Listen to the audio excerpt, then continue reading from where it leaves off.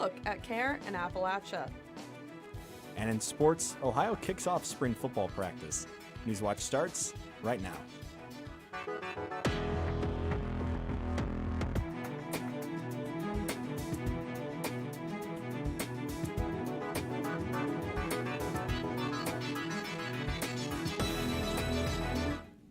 Dozens of people were indicted and taken into custody in what authorities say is the largest methamphetamine seizure in West Virginia's history.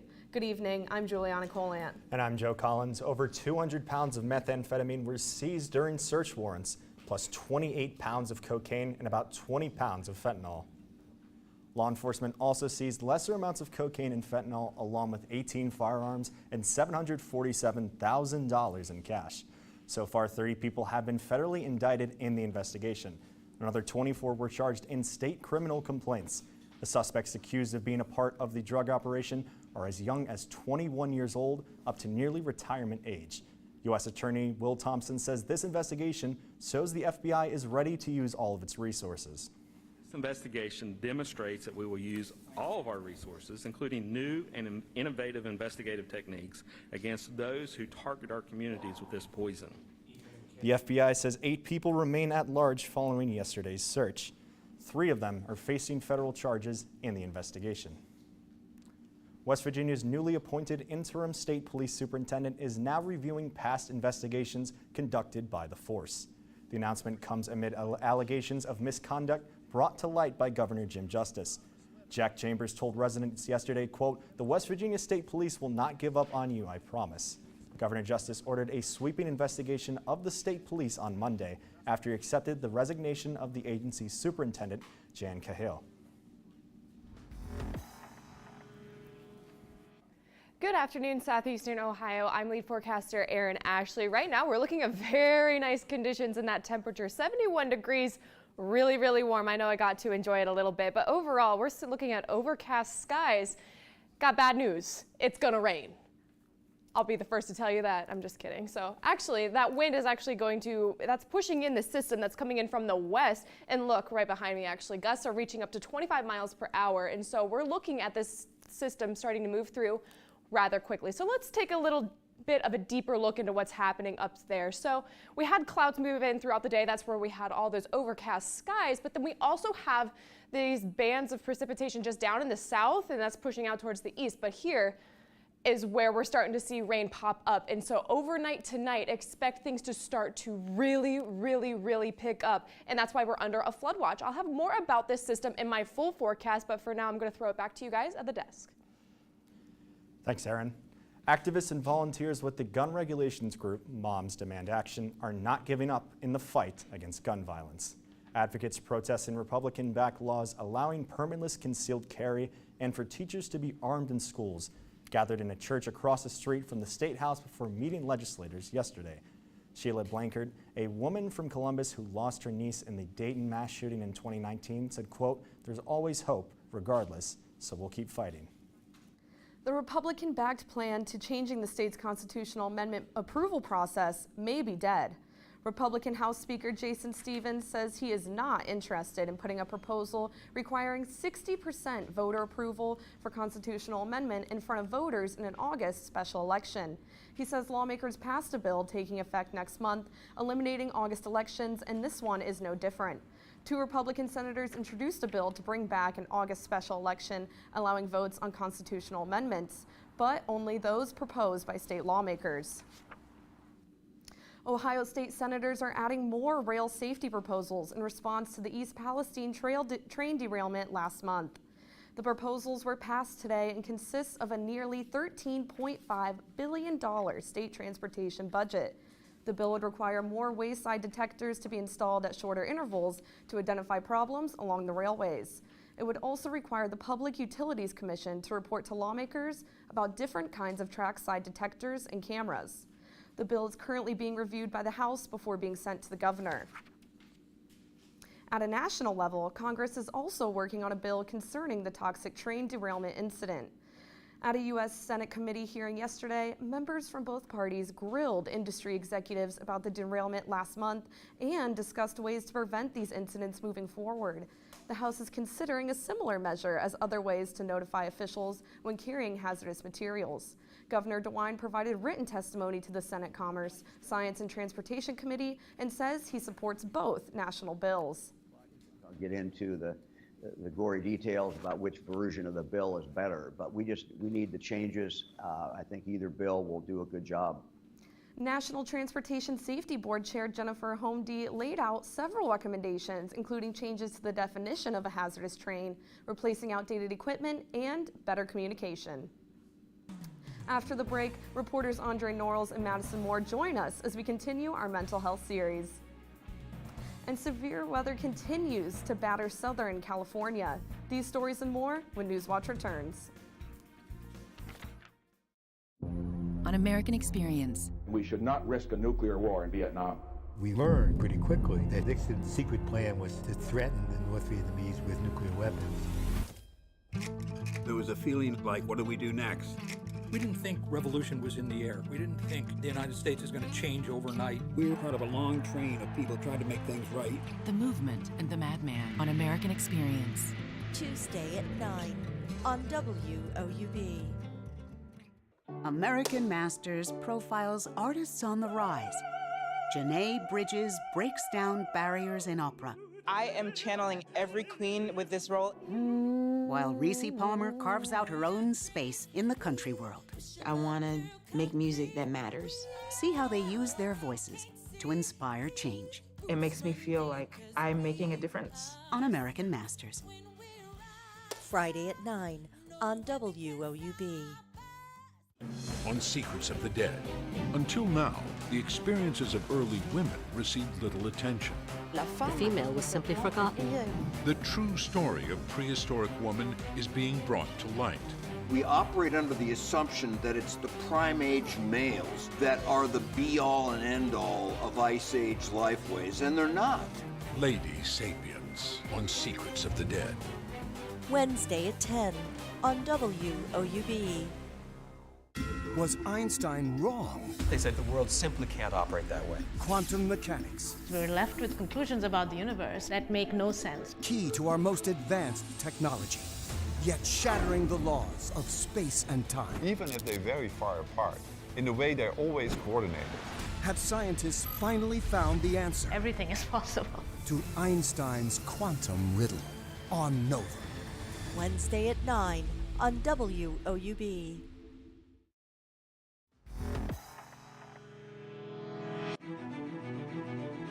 This week on Newswatch, our reporters are taking a deep dive into mental health. We're looking into how it's being addressed across the state with a special focus on Southeast Ohio. People in Appalachia may find it difficult to find mental health care in Ohio. Andre Norrells joins us to tell us about his conversation with the directors of a local research institute who have a goal to find ways to make health care available to all. And Andre, what did they tell you about this issue? Well, Joe and Juliana, they both emphasize the importance for better health care to people in rural areas, which means educating and hiring more mental health care professionals, and also making sure those professionals reflect the communities they are serving. Corey Cronin, one of the directors of the Appalachia Institute to Advance Health Equity Science, or ADVANCE, says the organization looks into ways to reduce the barriers to health care. Workforce is often one of the key components of projects that we look at. We can't look at issues about access to care, availability of services, cultural, competent care being received without exactly understanding how the healthcare workforce is made up. ADVANCE has partnered with other organizations and universities to do research to understand what Ohio's mental behavioral health field looks like and who has access to it. The group recently released Report 2 of 4, which focuses on the behavioral health workforce. One key finding from the report, according to ADVANCE Associate Director Berkeley Franz, the need for more diversity for those providing services to patients. We found that across many different behavioral health disciplines that people of color are much less likely to advance throughout their career to some of these higher or more advanced levels of practice. And so we were making recommendations for why this is the case. One of the recommendations focused on pipeline programs, so kind of earlier interventions to encourage people of color to kind of seek out professions related to behavioral health. The group is working on the 3rd and 4th installments of the report right now, and those will be focused on treatment outcomes and funding. For more information on this research, go to mhaadvocacy.org. Thanks, Andre. We're looking forward to what's ahead in this research. Yes. And Newswatch reporter Madison Moore is also here with us in the studio as well. Now, Madison, you actually spoke to some of the healthcare professionals as well, right? That's right, Joe. I spoke with 2 mothers in the medical field about postpartum depression, an issue that affects a large percentage of parents in the United States. Together, we discussed the importance of this issue and the ways they are working to help those affected.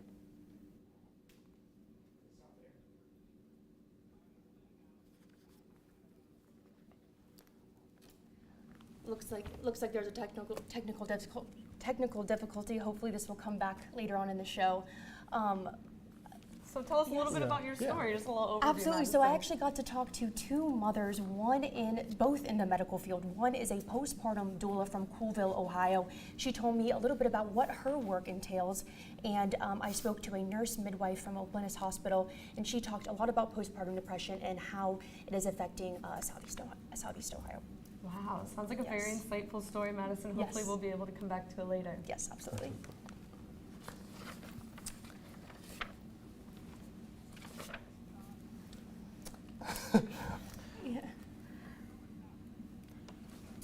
So thanks for the insight, Madison. If you're struggling with mental health, call or text 988 or contact your local provider. Ohio University students can connect with counseling and psychological services on the phone or online.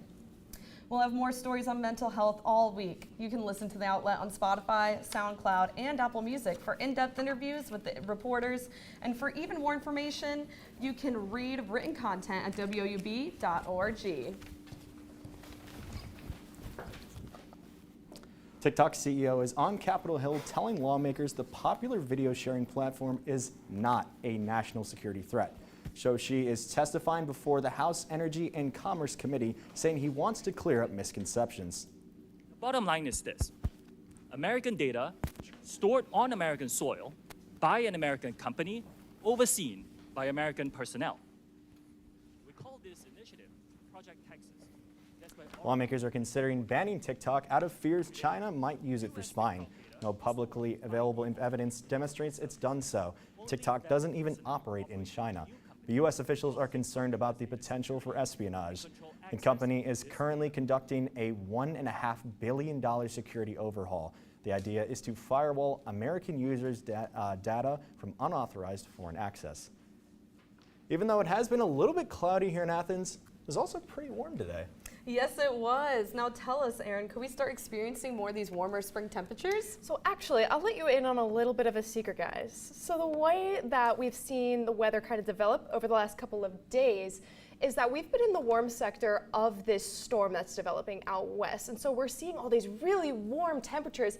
We're getting a ton of moisture from the Gulf as well. That's being pushed up north. And then what's going to happen here very, very soon is we're going to get slammed by a cold front. And those temperatures are going to decrease, not too dramatically, thankfully. We can enjoy the warmer temperatures a little bit longer, actually, but you're definitely going to want the umbrella heading throughout the night tonight. Again, overcast skies right now. That's going to transition into rain here very, very soon. That temperature's looking very nice, 71 degrees here for a mid-March day. Now, something I really want to mention, and I'm sure you felt it if you walk outside the door at all today, we had southwesterly winds coming at around 13 miles per hour right now. It's been pretty consistent throughout the day, but we had gusts reach all the way up to 25 miles per hour. Overall, it's been a pretty all right day as far as conditions, feeling very, very nice. But again, so if we go ahead and look at our live radar right now, you can see we're under that flood watch currently, and we have some storms brewing up here out in the west. And so that is going to be the cause for a lot of chaos down here in the south, as well as down here in the southeast. We are going to get this system as well. We're going to see rain all day tomorrow. It's going to be a washout. You're going to want the umbrella. You're going to even want the rain boots. And you're going to want to be careful out on the roads tomorrow as well. It's going to be pretty slick because that rain is just going to keep on coming and keep on coming all throughout the day tomorrow, even well into tomorrow night. Even Saturday morning could still see some stray showers and drizzles. I wouldn't be surprised if we saw these flood warnings start to spread out as that rain starts to make its way more towards the east a little bit. So we go ahead and pull up our surface analysis. A lot of this is stemming from low pressure being up in the north. And overall, those fronts are just what's creating a lot of this rain down here in the southeast, as well as the clouds we're seeing right now and the rain that we're going to see throughout the rest of the day, looking at tonight as well as into tomorrow. zoom in a little bit, again, we're starting to see some stray showers and drizzles here and there. That's going to be more consistent as the night goes on. We're looking at a 100% chance of rain showers, like I was mentioning to Juliana and Joe. That temperature is going to be pretty all right for that overnight low for mid-March. 44, not getting too close to that freezing point, which is pretty nice, but again, not going to be too nice considering the high tomorrow is going to be 50 degrees, contrary to what we had today, and those showers are going to stick around, unfortunately. Grab the umbrella, because again, that low pressure is going to create all those rain chances throughout the day tomorrow into tomorrow night. So we'll go ahead and advance. See right here, this red, we're seeing a lot of precip out here towards the west, and it's actually just going to push right into our area, and we're just going to keep seeing these conditions into the early part of the weekend. So I actually have some pretty good news, believe it or not, after that kind of dreary forecast. Sunday, we're starting to see our first peaks of sun after that low pressure kind of makes its way east. Again, Juliana, looking at that nice temperature on Saturday, 72 degrees. I mean, contrary to popular belief, that's pretty nice, but again, that cold front's going to move through. That overnight low is going to get kind of close to freezing. I'll tell a little bit more what we can expect for the early part of the week later on. Thanks, Erin. Many Southern California residents are under threat as severe weather continues. The dangerous storm system caused by an EF1 tornado to touch down in Los Angeles yesterday. The twister was one of the strongest tornadoes to hit the city since 1983. Isabel Rosales breaks down the latest in LA. Roof off. A pair of rare tornadoes tearing through the Golden State. You just don't think Southern California having a storm like this. One dangerous twister, packing winds estimated up to 110 miles per hour, according to the National Weather Service. The powerful tornado, collapsing roofs, uprooting trees, damaging cars, and sending debris flying into the air. We thought it was an earthquake. They started screaming earthquake, and then the power just went out. At least one person was injured. Typically, with the tornadoes that affect this area, they spin up very rapidly. Unfortunately, sometimes too rapidly to detect or warn for. Weather whiplash. Californians have been welcoming the much-needed heavy rain and snow to combat drought conditions. But now the storms just keep coming. The severe weather threat, not yet over, as the same weather system rolls east, with more than 40 million people in its path. By Friday, the dangerous weather peaks in the south, with heavy rain and flash flooding expected. Tennessee, Louisiana, and Mississippi facing a level 4 out of 5 for potentially strong tornadoes. I'm Isabel Rosales reporting. And coming up in sports, the Ohio football team is back on the field for the first time this spring. That story and more when Newswatch returns.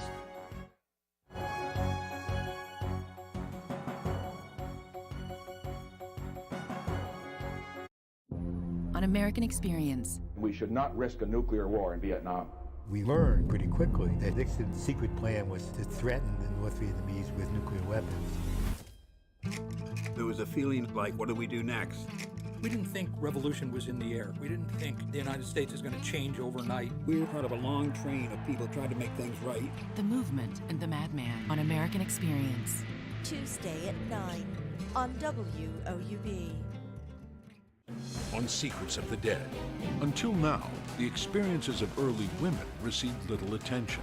The female was simply forgotten. The true story of prehistoric woman is being brought to light. We operate under the assumption that it's the prime age males that are the be-all and end-all of Ice Age lifeways, and they're not. Lady Sapiens on Secrets of the Dead. Wednesday at 10 on WOUB. What? On Finding Your Roots, Jim Acosta. Your preconceived notions of where you came from, who you are, doesn't mean squat. And Van Jones. I knew that my dad's side of the family had a rougher path. Finding a founding family in Cuba. I wonder if they even know. I'm sure they don't know. And a DNA match. You would never guess in a million years. That's nuts! Finding Your Roots. New episode March 28th on PBS and the PBS app. American Masters profiles artists on the rise. Janae Bridges breaks down barriers in opera. I am channeling every queen with this role. While Reese Palmer carves out her own space in the country world. I want to make music that matters. See how they use their voices to inspire change. It makes me feel like I'm making a difference. On American Masters. Friday at 9 on WOUB.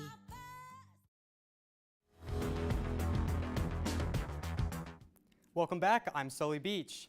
The Ohio Bobcats football team got out onto the field for the first time this spring since the end of their season, and senior Bryce Houston has decided to stay one more year to help the linebacking core stay together for the 23-24 season. Last season, Bryce averaged 6.5 sacks for 63 yards per game, and the Bobcats' Tim Albin knows that the team will need that talent going into next season. Conversation with Coach Albin, we had a very good conversation, just on how much he expects his team to produce and how he expects me to be there, to help lead the team do what we're supposed to do. And I was really inspired by our conversation, and I felt really good.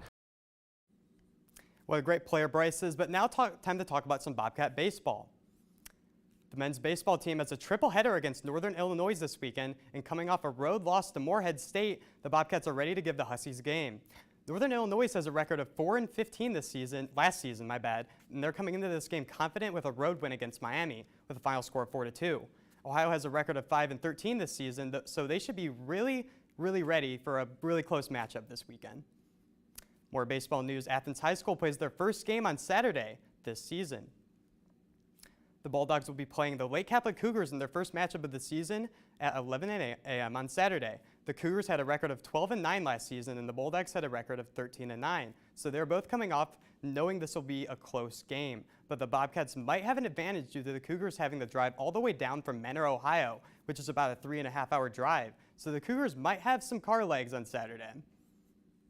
The Athens girls softball team also plays their first game this week at home at 12 p.m. Saturday. The Athens girls are coming off a pretty good last season with a record of 18-8, so they should have some confidence going into this game. However, the John Glenn girls also had a record of 25-5 last season, so this should be a pretty evenly matched game this weekend. Something that should be noted about the Athens girls is that they went on an 8-game win streak at the end of last season before a loss against Sheridan in their last game. You can expect an exciting weekend of baseball if you're living in Athens. And that's it for sports. Back to the desk. Coming up after the break, which food item can you no longer bring through TSA? That story is still ahead. What? On Finding Your Roots, Jim Acosta. Your preconceived notions of where you came from, who you are, doesn't mean squat. And Van Jones. I knew that my dad's side of the family had a rougher path. Finding a founding family in Cuba. I wonder if they even know. I'm sure they don't know. And a DNA match. You would never guess in a million years. That's nuts! Finding Your Roots. New episode March 28th on PBS and the PBS app. Was Einstein wrong? They said the world simply can't operate that way. Quantum mechanics. We're left with conclusions about the universe that make no sense. Key to our most advanced technology, yet shattering the laws of space and time. Even if they're very far apart, in a way they're always coordinated. Have scientists finally found the answer? Everything is possible. To Einstein's quantum riddle on Nova. Wednesday at 9 on WOUB. For those born in the Rocky Mountains, the adventure has just begun. It's time to grow up, test your limits, discover what you were born to do. But a daunting challenge lies ahead.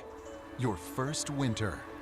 The skills you'll need have been passed down from generation to generation. This is how you thrive when you're born in the Rockies. Wednesday at 8 on WOUB. On American Experience. We should not risk a nuclear war in Vietnam. We learned pretty quickly that Nixon's secret plan was to threaten the North Vietnamese with nuclear weapons. There was a feeling like, what do we do next? We didn't think revolution was in the air. We didn't think the United States is going to change overnight. We were part of a long train of people trying to make things right. The Movement and the Madman on American Experience. Tuesday at 9 on WOUB.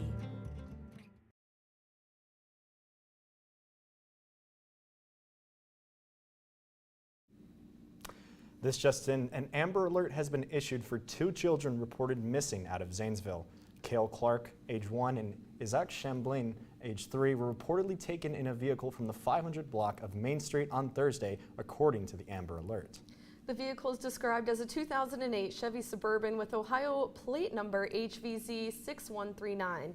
The vehicle also has tinted windows, a luggage rack, and a coloring book page in the back window. Isaac is described as being 3 feet tall, having blonde hair and blue eyes. He's last seen wearing a hunter green shirt with black sweatpants and black shoes. Kale is described as being 2 feet tall and having brown hair and brown eyes. He was last seen wearing a blue Columbia coat and a white onesie. No information on a possible suspect has been released. Call or dial 911 if you see the child or the vehicle. You can also call 1-887-AMBER-OH. That is 1-887-262-3764. Now we have Madison Moore with her package from earlier. And we're going to introduce it with her speaking to 2 mothers in the medical field about postpartum depression. I don't know how well I can do this while holding her. 32-year-old Kaylin Browning from Coolville, Ohio, spends her free time at the park with her children. The mother of 5 has spent her last 7 years working as a postpartum birth doula, guiding parents through their postpartum journey. Like many mothers in the U.S., Browning went through her own postpartum battles, inspiring her to help other mothers in Southeast Ohio. Postpartum life is very intense, very, very intense. Postpartum depression is a form of depression that can occur after childbirth, caused by hormonal changes affecting a mother or father's emotions, mood, and ability to take care of their baby. Browning says postpartum depression can easily go unnoticed. There's so much emphasis on, oh, when can I come and see the baby? When can I come and see the baby? But like, the baby's doing just fine. It's the parents that need the support. The parents really need so much support rallied around them. They need meals. They need people to be checking in frequently on how they're doing. They need people to just come in and say, hey, I'm going to fold your laundry for you. Things like that. That's what parents really need, and we don't see that enough. Despite advancements in postpartum awareness, the issue is still stigmatized. But I think people are afraid to talk about it. Emily Lotta, a nurse midwife at Obleness Hospital, reminds her patients that postpartum depression is normal. It's work that is very personal for Lotta, who suffered from postpartum anxiety after giving birth to her child. And there's a sense of embarrassment and shame around it. And I want people to feel okay saying that they need help. According to Postpartum Support International, postpartum depression affects 15% of women. Add poverty into the mix, and that number is even higher. When your day-to-day life is surviving, your mental health is an afterthought. Lotta says financial stress can contribute to poor moods, and her office does a lot to support their patients. Usually, if a woman has an uncomplicated pregnancy, they will not be seen until 6 weeks after birth. But that's not the case at Obleness. Our office standard is to see people at least 3 weeks postpartum, mostly to check in on moods. 6 weeks is a heck of a long time to struggle. Lotta gives a postpartum screening questionnaire called EPDS, which identifies depression and anxiety at the patient's first OB appointment and first 3-week postpartum visit. From there, she talks with her patients and they come up with a game plan. Is it medicine? Is it therapy? Or do you simply need to have a talk with your partner and your family to say, I need more help? If patients feel overwhelmed by their situation, Obleness has community health workers who will schedule appointments and help with any patient need. For Newswatch, I'm Madison Moore in Athens. And that does it for our broadcast this evening. Thanks for watching. For all of us here at Newswatch, I'm Juliana Colant. And I'm Joe Collins. Stay tuned for the PBS NewsHour coming up next. And remember, you can find the latest news anytime at WOUB.org or follow us on social media. Have a great night.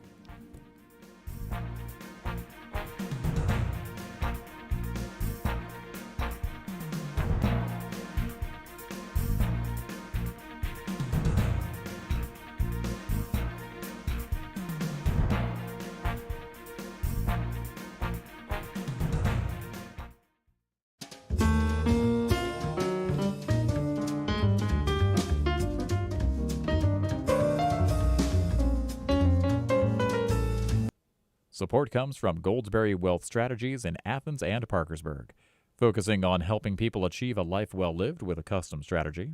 Information at